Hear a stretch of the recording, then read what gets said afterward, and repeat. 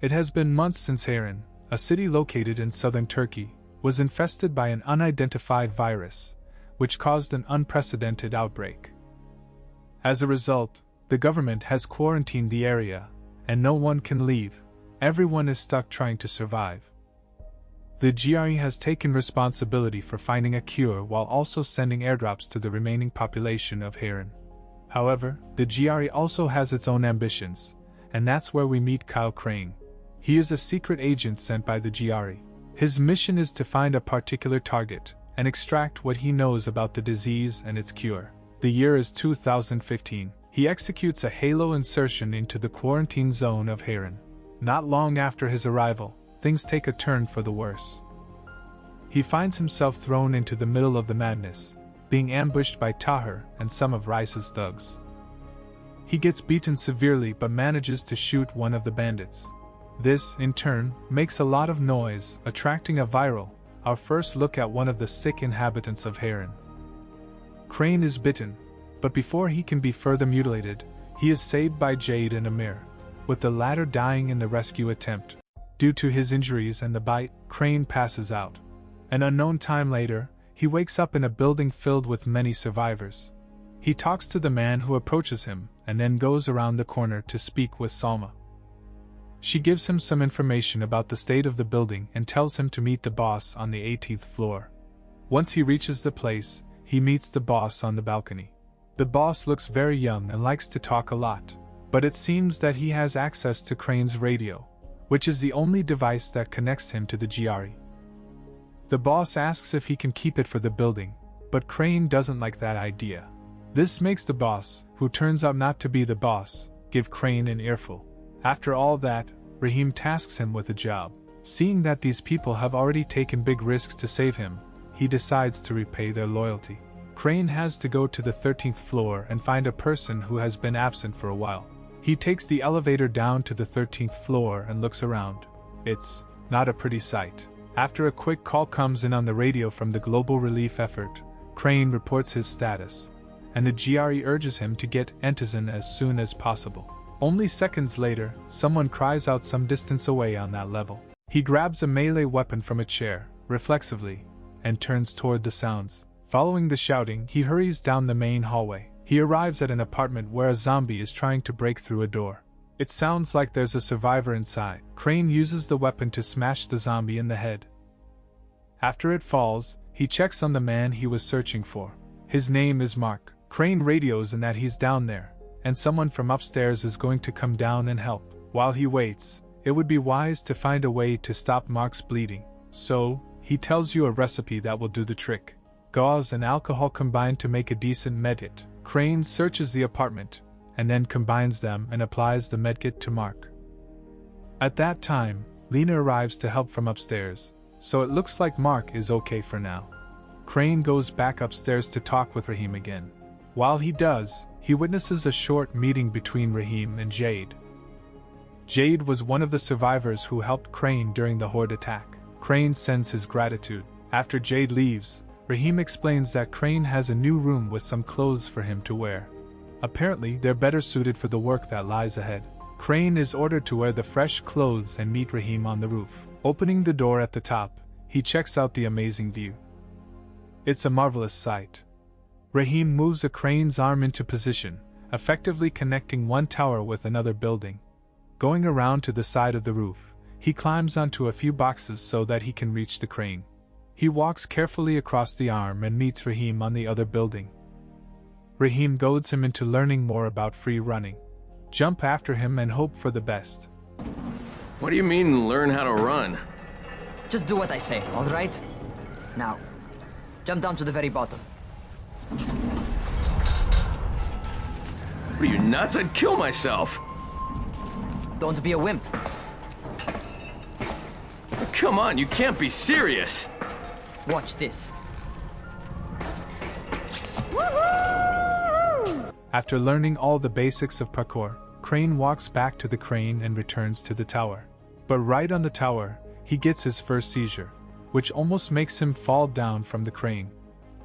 Rahim tells Crane to meet Dr. Zir at the van right across the street, but before that, he meets the quartermaster. The quartermaster gives him some weapons such as a rusty pipe wrench, 1 lockpick, 1 medkit, and 1 unit of metal parts. Crane gets a few tips about making friends. Going outside, the guard tells him to be careful. The doctor doesn't have his office inside the building, and he has to scurry through zombie-infested territory to get to him. Imran Zir's trailer is in a fenced-off court that's only a minute or so away. Using his newly learned free running, Crane is able to enter the compound and approach the trailer. The doctor lets him in, gives him a shot, and talks about the outbreak. Cool guy to have on your side, no doubt, but these conditions aren't ideal for curing a deadly outbreak. Crane spoke with Spike, who briefed him on the 2 types of airdrops, antizin and supplies. 2 antizin drops were incoming, and Crane needed to set up traps so that Brecken and his team could safely obtain the supply drop at night. He headed to the front of the tower to prime the car trap. Shortly after, Jade contacted him, asking him to clear a safe house where a runner had been attacked by infected. Jade also expressed her appreciation for what Crane had been doing, gaining her trust in him. Crane then made his way to the safe zone location, which was north of his current position. He climbed onto a white van, then onto the bent fencing to enter the area. There, he encountered 2 infected banging on the door of the safe house. After dispatching them, he opened the door to the room and killed the last infected, a runner who hadn't made it. After clearing and activating the safe zone, the GRE attempted to contact him. He climbed higher to get a proper signal and gave a status report about Dr. Zir working on a cure. The GRE was very interested and told him to keep an eye open for any progress. Approaching another car trap, Crane found it surrounded by infected. It was a good opportunity to test out his firecrackers and distract the infected, allowing him to activate the 2 car traps. Once done, he headed towards the slums near the train tracks, where 4 light traps were located. He activated them one by one. The final light trap, located northeast of the railway station, caused the power lines to go out instead of activating the trap itself. To resolve the issue, Spike sent Crane to a nearby power substation to get the power back online. The goal was a distributor box with a blinking red light on it, but before he could use it, a goon broke out of the substation and attacked. With weapons still relatively weak and the goon dealing significant damage, Crane used firecrackers to distract the goon while he got the power back online. The correct power box to open was located within the substation building, not the distributor box outside. Crane headed back to the safe zone. Before he could enter the building, he was disturbed by a nearby noise caused by a bolter running away. In response, Crane contacted Dr. Zir. After doing so, he spent the night and woke up to a call from Spike. Something bad had happened, so Crane made his way over to Spike to get more details. Spike updates Crane that during a nighttime supply run, the runners that were doing their drop mission failed. The runners from the tower have been killed by the infected during the night when Crane was waiting out the night in a safe zone as shown by the Run Boy Run trailer. Brecken was the only one to make it back to the tower, with nothing major in terms of salvaged supplies from the drop mission. Spike sends Crane on his way. Once inside, Lena is found arguing with Brecken over his injuries. Crane is informed of an airdrop and he qualified to run for the drop, since most of the runners already perished. Reluctant in the beginning, Brecken accepts his wishes. Having confirmed Brecken's identity, Crane contacts the GRE. Crane gets to the direct first airdrop only to find that the airdrop crate is empty. Conveniently enough, one of the GRE's planes fly over the slums, dropping 2 airdrops. Crane is then told by Jade to make his way to the closest of the 2 drops ASAP. Despite his efforts, the members of Rais gang gets there first, threatening to attack Crane and eventually warding him away from the first airdrop. The afternoon grows darker and goes into evening hours. Crane proceeds to go after the second airdrop, despite Jade saying that it is getting late and that Crane needs to get back to the tower. Running through the slums, further away from the tower, Crane finally comes across the second airdrop crate. After killing 2 biters, eating on a corpse, Crane opens the crate to find it filled with 3 boxes of antizin supplies, holding 28 at least vials per box. Crane contacts the GRE, and in the ensuing conversation, The GRE instructs Crane to dispose of the antizin supplies. Even though Crane has practically ran around the slums in his hopes to get hold of antizin for the tower. Crane then contacts Jade via radio and lies to her about no antizin in the second airdrop crate. At this point the sun is mere minutes away from setting and Jade promptly warns Crane about being out of a safe zone after dark, saying, "The nightmares are awake, don't let them see you." At this point, the sun has fully set and it is now night time. Simultaneously, the distant scream of a nighttime infected is heard, along with the calling responses of other infected. Crane peeks through a gap in the fence, observing a volatile feeding on a corpse before another volatile steps into view before the volatile howls and salivates. The volatiles on the other side of the fence then starts chasing after Crane, with more night infected joining the pursuit. Crane runs for his life back to the tower, avoiding all hostiles along the way and making use of any methods in delaying his pursuers. Crane then regains composure and proceeds to report to Brecken on not being able to retrieve any antizin. Arriving in his room, the news of the drop has already reached Brecken, and he's in a heated discussion with Jade, a runner, and Rahim over buying antizin from Rais. Crane volunteers to go visit Rais, which is agreed upon by Brecken. After speaking with Brecken and agreeing to go to Rais, Crane made his way to Rais's headquarters. The place was well fortified, with spiked traps and check gates with barbed wire near the entrance. The guards were initially suspicious. Having successfully persuaded the guards, Crane entered Rais's stronghold. The first impression of the place was a bleak one, as Rais was cutting off the hand of one of his men on a table. Tahir stood close by, raising his hand to command Crane to stop. After the hand was severed, Rais had a short conversation with Crane, after which Tahir recommended speaking to Kareem and doing some jobs for him. Rais might consider giving some antizin in return. Not having much choice in the matter, Crane went along with it. Kareem sent Crane on a task to climb up some satellite towers to get communications back online. Before taking on the task, Crane contacted the GRE to give them an update. Upon reaching the first antenna, Crane saw that the power was off and that the surrounding area was full of infected, including a goon. He either had to kill or distract the nearby infected to open the steel shutter of the building. When he activated the shutter, a toad jumped down from the antenna, which he had to defeat to progress. He carefully opened the shutter, aware of the two biters inside. After clearing the room and turning the power back on, he climbed the antenna. Unfortunately, the switch for the antenna was missing, meaning it couldn't be used. Kareem recommended going to another antenna not too far from the first one. Though Kareem said the second antenna was close by, it was still quite a walk to get there. Upon arrival, Crane found an electrified fence. The place was inhabited by Alexei and his son, Christoph. To enter the area, Crane went to the back of the fence and climbed the hill. A jutting rock provided enough leverage to jump right onto the antenna tower. Crane spoke to Alexei and then climbed the tower. Having reached the top, he opened the switch box. This time, in contrast to the previous antenna, it had the necessary components. He switched it on and reported back to Kareem. On the way back, both Rahim and Spike contacted Crane. Rahim expressed his gratitude for the restored communications, and Spike mentioned a contact in Old Town, Troy, who also thanked Crane for giving them hope. Upon returning to Rais's headquarters, Rais was still unsatisfied with Crane's work and was unwilling to part with antizin. Crane had to prove himself further. Kareem gave him orders to collect protection money from nearby settlements, starting with Jafar's wheel station.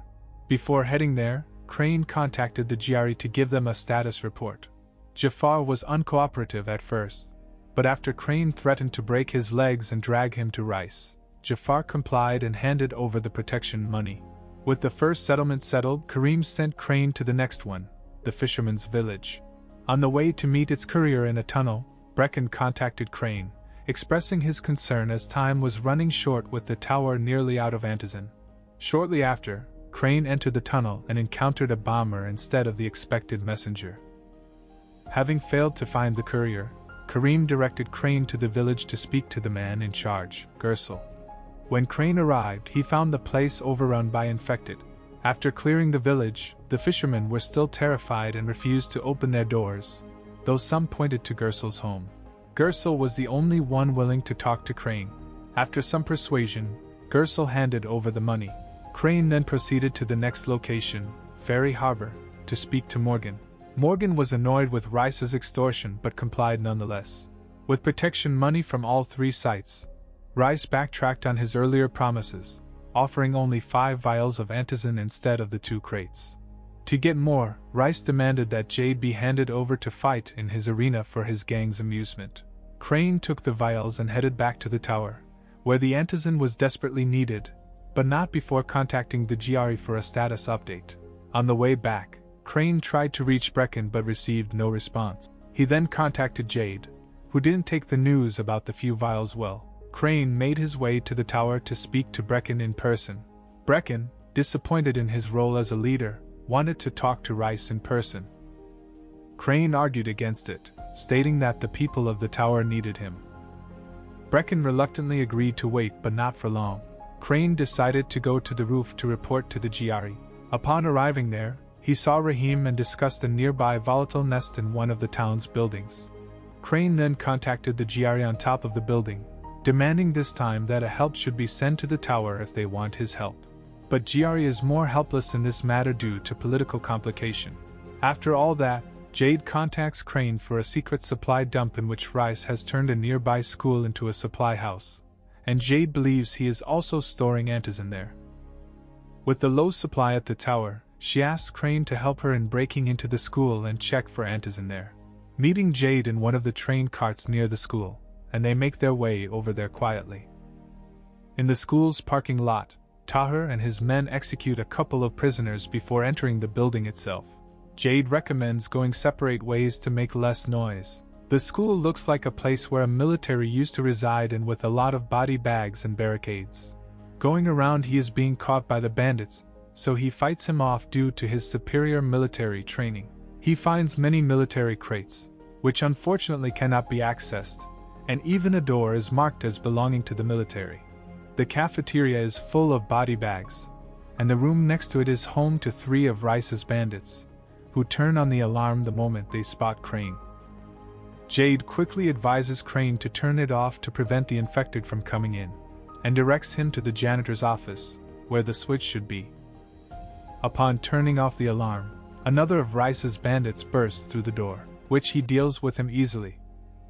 Once inside the room with Jade, he helps her in opening a military crate only to find it filled with explosives. With noises coming from outside the area, Jade takes off to the tower with the explosives while Crane fights off 3 more of Rice's bandits, leaving the building only to find it dark outside. A bolter is spotted outside, rummaging through garbage, and runs off upon spotting Crane. Arriving at the tower, he heads for the roof and speaks with Rahim. Rahim has already started the process of turning the explosives into bombs, but is persuaded by Crane to not make a move himself. He then directs Crane towards Dr. Zir to talk about the bolter that Crane spotted at the school. Going to Zir, he will talk about wanting to do experiments on the bolters and needs some fresh tissue from them in order to do so. He directs Crane to the quartermaster, as he has been keeping track of them. Crane successfully subdues a bolter and extracts some tissue from it. Making his way back to Dr. Zir, he speaks to him about the bolter tissue. It might be a breakthrough in research on a cure, but there is still much to do before Zir can send Crane to Dr. Camden so he can properly analyze the research material. Not long after leaving Zir's trailer, Rahim calls Crane and informed that he and Omar went out with the explosives but that they ran into trouble on the overpass. Crane tells him to go to the train yard and wait for him there. While on his way over, Crane calls Brecken to inform him of the situation. Once on the overpass, several corpses can be found, including Omar's, but Rahim is nowhere to be found, so he must be at the train yard. Rahim can be found in one of the train wagons inside a warehouse, surrounded by infected. Killing the infected and opening the wagon to talk to Rahim. He looks to be wounded, but he will say that he has already armed the explosives and now tasks Crane with planting them. Using a sewer system, he swims towards the hive. Once there, he plants each one of them in different section. The place is swarming with infected. Having planted the bombs, he runs out. The building will collapse upon reaching the sewers. Crane tries to contact Rahim, but fails. Once he reaches back to the train yard, he finds him infected. Crane has no option but to snap his neck in order to survive. Brecken makes contact afterwards and quickly discovers the bad news, and urges Crane to keep Jade out of it for now. Returning to the tower, they talk about the situation. While Jade overhears the conversation and runs off, Brecken stops Crane from giving chase. While the two talk, a loud explosion comes from Dr. Zier's safe zone. Brecken sends out Crane to rescue Zier, arriving at the safe zone to see that Rice's bandits have taken over the place. Killing them all with his advanced training in military, and then looks for Zier. Upon arriving at Zier's trailer, Malik is found badly injured. He informs Crane that Rice's men took Zier and drove off. He contacts Brecken to give the bad news. Brecken sends Crane out to Rice's garrison, as some of Rice's bandits were seen headed that way. Arriving at the garrison to find the place shut down, with the doors sealed. Making his way to the back of the building and climbs to the roof in order to find a way inside. A latch in one of the buildings atop the roof will lead him inside. Once inside, Crane attempts to contact the GRE, only to find out they have been overtaken by the Ministry of Defense. Crane persuades them to reconsider carpet bombing the city, as Zier is working on a cure. The ministry hesitates, but agrees to give Crane 48 hours before they bomb the place. After this conversation, he heads towards the elevator. Crane finally take him away from his prison, only to see the lights go out. Rice had taken away Zier to lure Crane into a trap, and now, with Crane surrounded, he takes him to his private arena, the pit, confiscating all his belongings first. After a short conversation, Rice knocks out Crane. When he awakens, there is a large crowd present above the pit, and the challenge begins. There are several large containers, each holding a considerable number of infected inside. After clearing out the infected, Rice drops a machete. Picking it up, Rice unleashes another container, this time holding a demolisher instead of infected. In order to stop it, Crane makes the demolisher to attack the spiked barrels, which makes the demolisher lose its footing. After defeating it, it becomes clear that Crane is in need of some antizin, as he gets a seizure. After coming out victorious in the pit, Rice drops a medkit. Rice will come down and confront Crane, publishing the file and releasing its contents to the world. He orders his men to kill Crane, but Crane takes up his dropped machete and kills them instead, cutting off Rice's hand and shooting the guards left at Zier with Rice's pistol. He makes his way up to Zier, only to find out he's been stabbed and on the verge of death. Just as he dies, Rice orders his men to shoot Crane, and Crane has to run for his life to get out of the pit, being shot by Rice's men along the way. Upon escaping the arena, another seizure as a result of the virus strikes Crane, which keeps occurring frequently while he tries to make his way to safety. Eventually, Crane passes out and wakes up at a small part of what used to be Ferry Station, which has now been largely overrun by the infected. Brecken informs him that Jade never arrived at Dr. Camden and that the airdrops have stopped coming in. He informs Crane of the Saviors, located in the Cauldron District, who smuggle people to Old Town, where Dr. Camden is located. After mentioning the contact Jenk, Crane makes his way out to meet them. Jenk is rather uncooperative at first, until Crane mentions he cut off Rice's hand. After verifying Crane's story, Jenk is willing to help Crane and tells him to go to a sewer entrance in the tunnel which used to lead to Old Town before its collapse.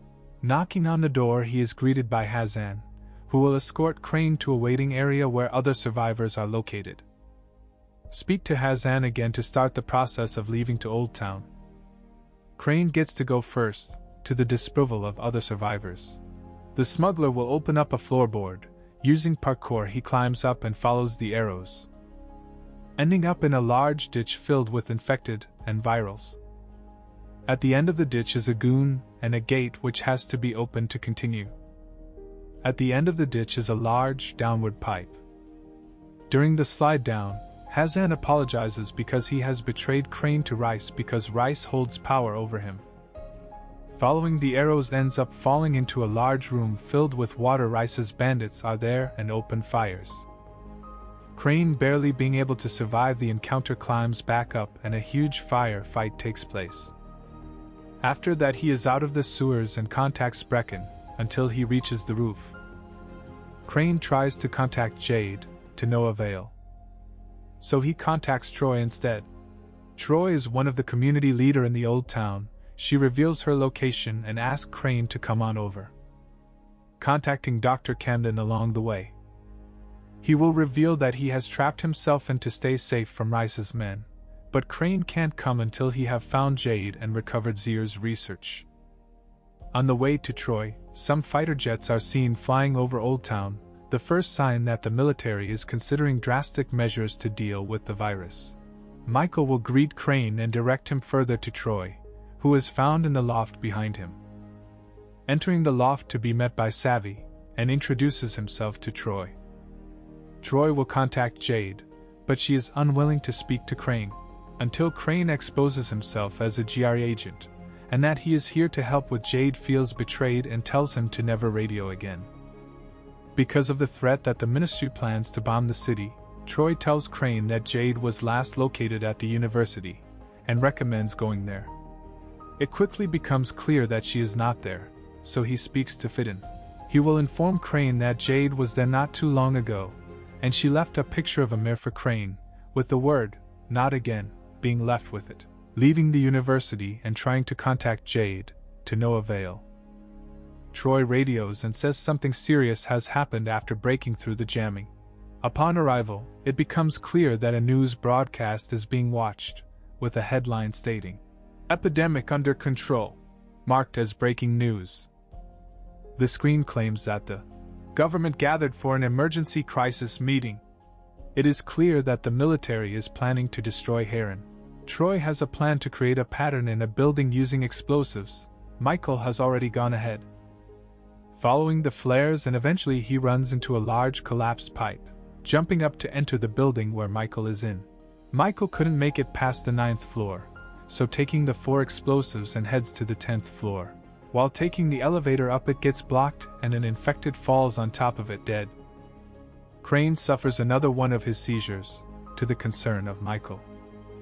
Continuing climbing up towards the 9th floor and entering the area, Michael will state to look for apartments 105, 106, 134 and 137.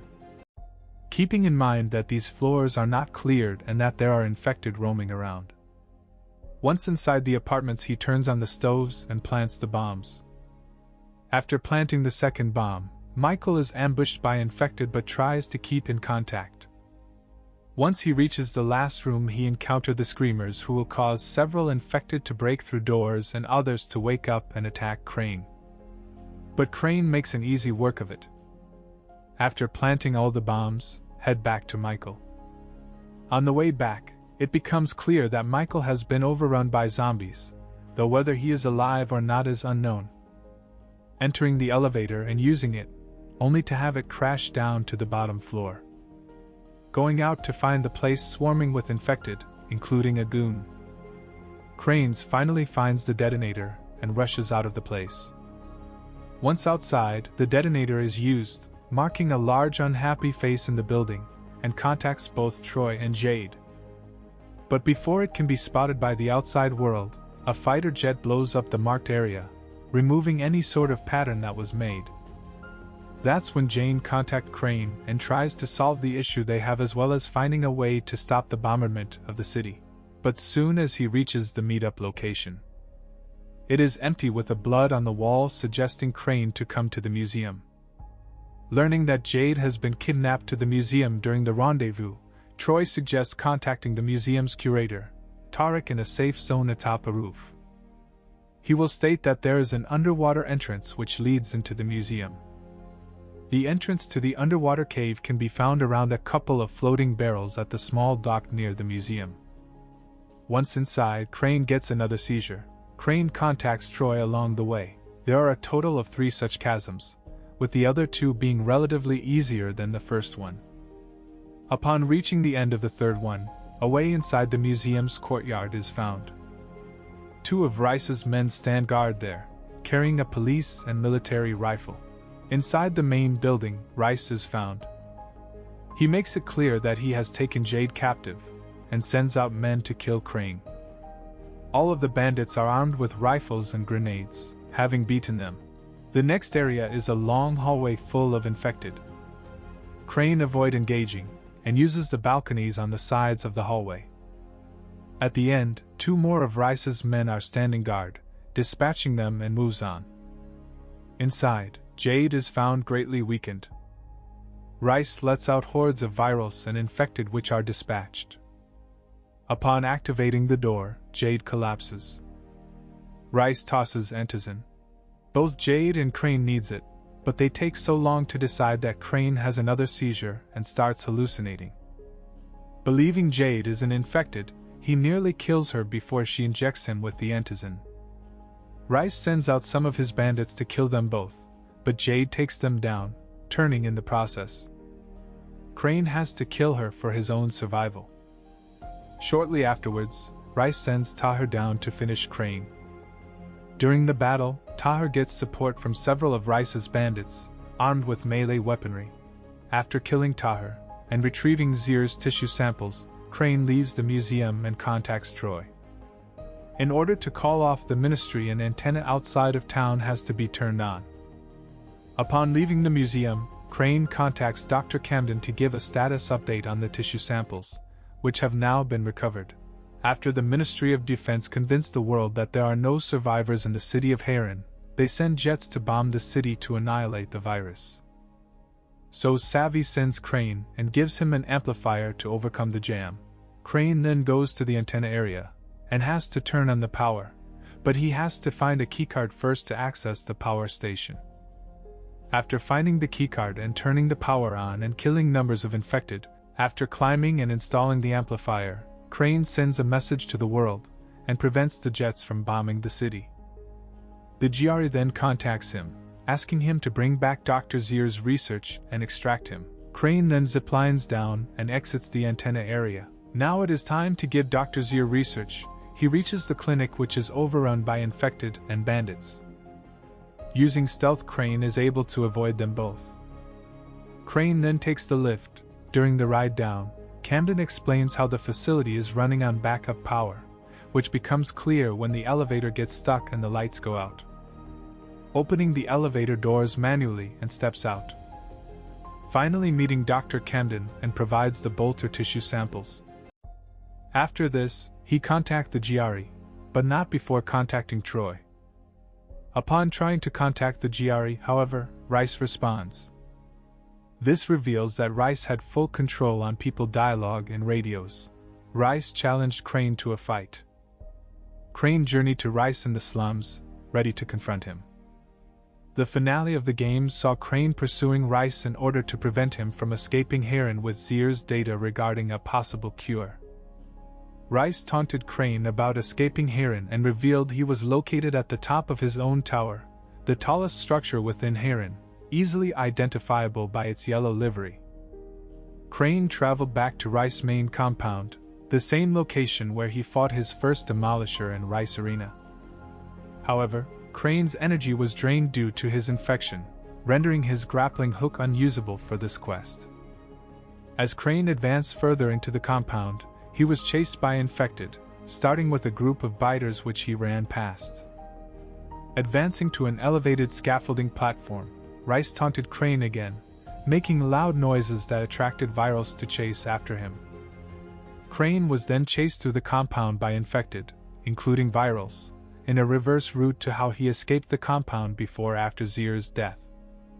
He eventually came across a pipe opening that led to a tunnel system. As Crane progressed through the first of the two towers, he avoided the infected until he came across Kareem. Kareem informed Crane that Rais had betrayed all of his henchmen and gang members and warned him about mines planted on the higher levels of the structure. Kareem directed Crane to climb onto an adjacent crane to access the second tower. Crane encountered several infected on the crane, including a running gas tank that exploded similar to a bomber. After climbing the second tower, Crane climbed up a second crane, facing obstacles like a biter and a demolisher throwing concrete slabs. Upon reaching the top, Crane ran and jumped back to the first tower after Rais shot rockets at the crane's arm. Crane then climbed more levels of the first tower until he finally confronted Rais. A fight between the two ensued, with Crane ultimately stabbing Rais in the neck, causing him to fall to his death. Crane grabbed the disk containing Zir's data and jumped into the tower. After a brief exchange with the GRE, in which he rejects coming back or giving the sample back to the GRE. After losing so many people, he now holds the responsibility of fixing Harran from its downfall. After this, Dr. Camden contacts Crane and gives good news of a cure that could be made. Finally, after so much darkness, a bit of light. The screen then fades to black as AO informed Crane to get to the nearest safe zone and wait until dawn. Good night, good luck. Get to the nearest safe house and wait until dawn. Good night, and good luck.